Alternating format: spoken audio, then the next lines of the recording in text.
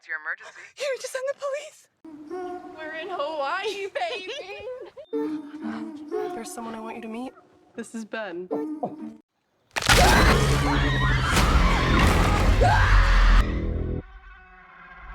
The film starts with an informative screen warning the audience about hydrophobia, noting that the first documented case dates back to 2300 BC, and that infected animals literally went mad at the sight of water. And if not treated within the first 48 hours, it becomes incurable. However, today hydrophobia is better known by the Latin word for madness, rabies. The scene then shifts to a veterinarian making his way through a zoo, preparing to administer medication to an animal that has reportedly fallen ill. As he approaches the enclosure, something feels off. The animal he is supposed to treat is nowhere in sight. Assuming the creature is simply hiding out of fear, the vet cautiously approaches a nearby shelter, attempting to coax it out. But his assumption quickly turns into a fatal mistake. Without warning, the animal lunges from the shadows, launching a savage attack that ends the veterinarian's life in a shockingly brutal fashion. Now, in the present day, we are introduced to a young woman named Lucy as she boards a flight, while also making a video call to her sister and repeatedly reminding her to pick her up along with her friends from the airport when she lands. Not long after settling into her seat beside her close friend named Kate, another familiar face appears. Their friend Hannah unexpectedly joins them on the plane, even though it is painfully clear she is not exactly welcome. Following the long journey, the trio finally arrives at their destination, where they are met by a young man known as Nick, who offers to drive them to where they will be staying. Once they reach the house, we are introduced to Lucy's father, Adam, who is in the middle of a business discussion. Here we discover that Adam cannot speak but communicates through sign language. Lucy soon approaches her father and he signs to ask how her exams went. As they catch up, Kate arrives with Hannah, formally introducing themselves as Lucy's friends who have come along to keep her company. Moments later, Nick steps in to greet Adam as well. Adam asks about Nick's girlfriend, only for Nick to reveal that they recently split. Amused, Adam signs to Lucy that this might be her opportunity. But since Nick does not understand sign language, Lucy quickly brushes it off by telling him something else entirely. As Lucy prepares to step away, her father signs an apology, explaining that while he is happy she is finally home, work is calling once again, and he will have to leave shortly, though he promises to return in a few days. Lucy reassures him, letting him know she understands. After all, this has always been their reality.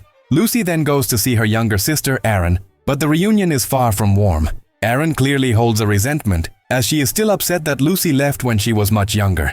After an apology and some persistence from Lucy, the sisters eventually manage to put their differences aside.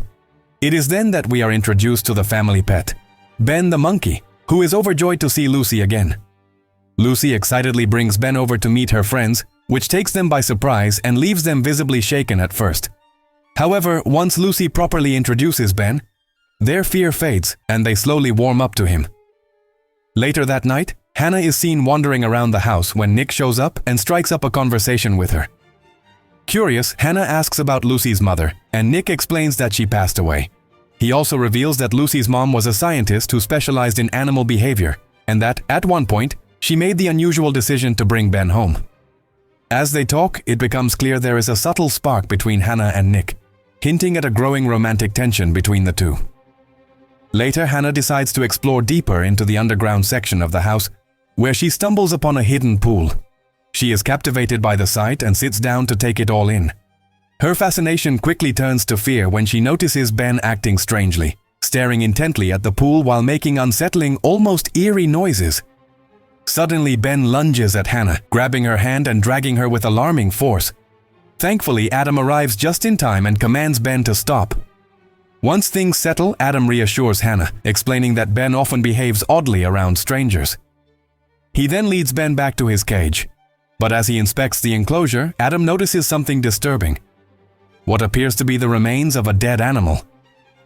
Curious, Adam questions Ben about any possible fights with neighbors, but the monkey denies it.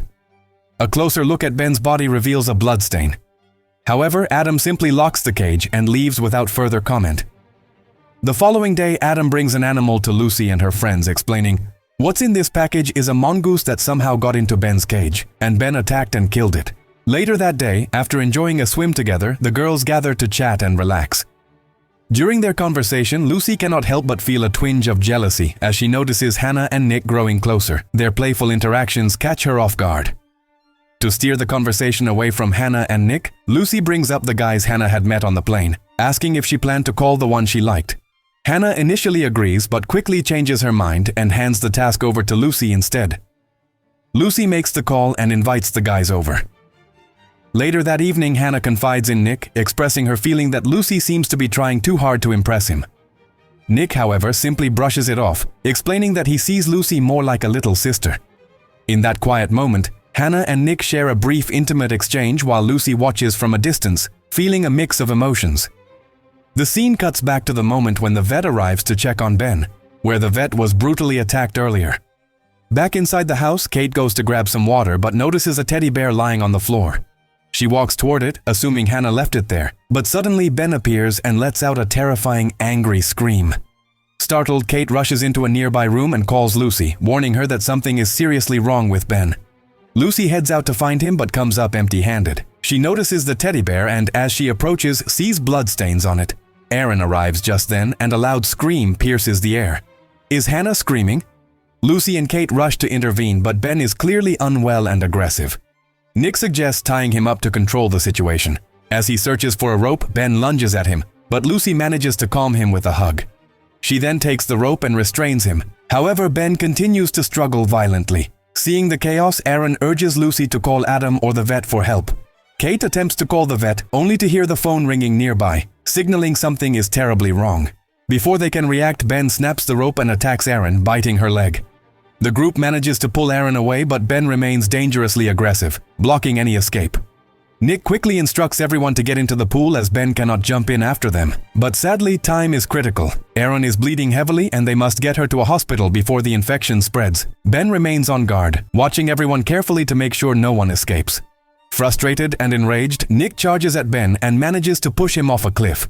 For a moment, he believes his plan has worked and cannot help but smile, only to realize too late that Ben is far from defeated. With terrifying speed, Ben returns and hurls Nick off the cliff, resulting in his death. Ben then returns to the scene, letting out a chilling, maniacal laugh while the others scream in horror, trapped and terrified by his relentless aggression. After a while, Lucy proceeded to go get her phone, which was close to Ben. Just as she did so, the phone rang and immediately Ben began to scream, but the group managed to distract Ben, thereby giving Lucy an opportunity to grab the phone and run back into the pool.